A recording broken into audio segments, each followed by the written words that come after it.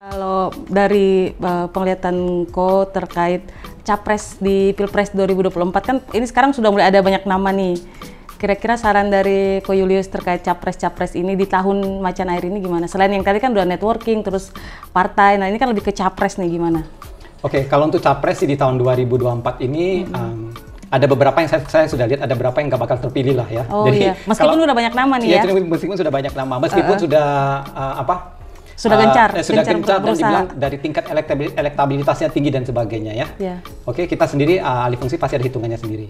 Jadi saya sendiri sudah memprediksi dulu Pak Jokowi 2 kali terpilih dan benar ya, memprediksi juga tepat terpilihnya Presiden Amerika ya dan sebagainya. Tentu saya bisa melihat berapa kandidat yang memang kelihatannya sudah tidak akan bisa terpilih lagi kayak gitu loh. Jadi kalau mereka mau hemat ya bisa konsultasi sama saya ya. Bisa konsultasi ya kalau emang masih tetap pengen maju. Tapi tetap mau kekeh ya, tetap mau memperjuangkan idealismenya, ideologinya, pengen tetap berkontribusi buat bangsa gitu kan ya, syukur-syukur diterima atau terpilih. Ada beberapa pesan dari saya. Yaitu pertama, bahwa bangsa kita ini kan plural toh, ya banyak kan ya. Jadi kalau kita cuma hanya mencondongkan diri kepada satu aliran, kepada satu golongan, atau satu agama dan sebagainya, kemungkinan terpilih ini pasti akan berkurang. Oke, jadi yang lebih universal akan lebih mudah terpilih. Oke, dan yang kedua, kalau memang mereka yang ingin terpilih, maju sudah pasti punya beberapa tahun untuk membuktikan prestasinya. Oke, jadi prestasi inilah yang nanti akan bisa dibanggakan atau menjadi modal untuk bisa terpilih lah, ngomong kasarnya. Jadi begitu tanya apa kontribusimu buat bangsa, apa bukti bahwa kamu itu sudah bisa layak untuk dipilih dan sebagainya. At least ada berapa tahun yang bisa membuktikan bahwa dia itu layak untuk menjabat sebagai orang nomor 1 di negara kita kayak gitu. Ya.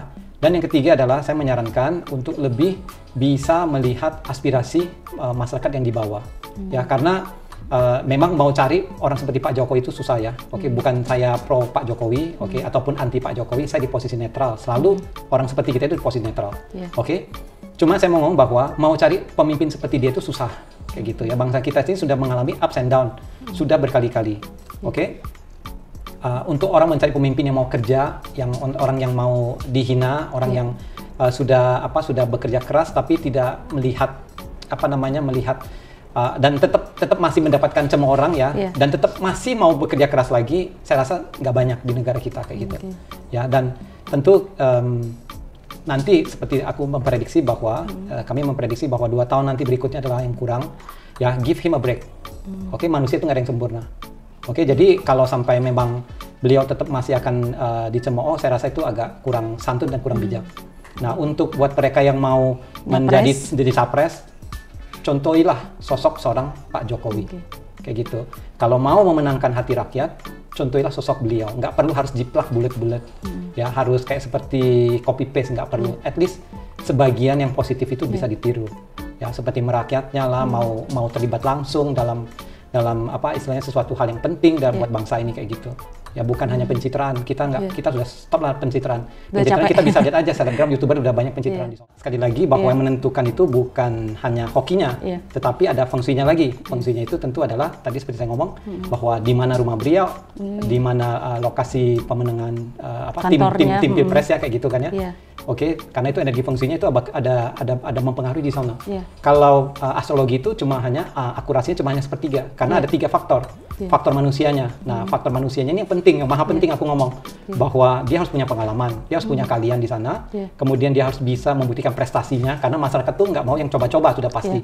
Ya, dan ini yang lebih maha penting dibandingkan hokinya dan fungsi atau tempat kualitas energi dari tempat tinggal ataupun tempat dia kerja gitu kan ya. seperti itu. Nah, hoki ini cuma hanya boleh dibilang cuma hanya melengkapi aja.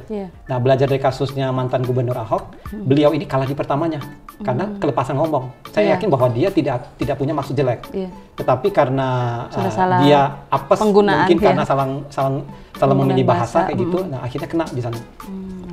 Oke, jadi akhirnya dua ini padahal masih bisa ada chance terpilih kayak gitu ya. Dan dia jelek di fungsinya. Saya pernah meriset gitu kan. Fungsi tempat tinggalnya di Pantai Mutiara itu jelek di tahun itu kayak gitu loh. Ya, dan itu yang menyebabkan beliau tidak terpilih salah satunya kayak gitu ya. Tentu fungsi bisa diakalin, contohnya misalnya pindah tempat tinggal atau bisa pilih lokasi yang bagus seperti itu ya. Dan ini sudah bukan rahasia umum di beberapa negara seperti di Taiwan, di mana lagi, di Thailand, di di beberapa negara mereka Korea Korea juga begitu ya. Kandidat capresnya itu mereka memilih lokasi yang bagus untuk tinggal selama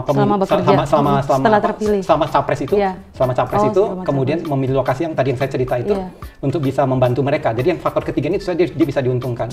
Tapi yang dua ini juga nggak bisa diabaikan kayak gitu. Kamu bisa chance menang nggak? Kita lihat bahwa chance-nya yang di itu kayaknya kelihatan susah menang.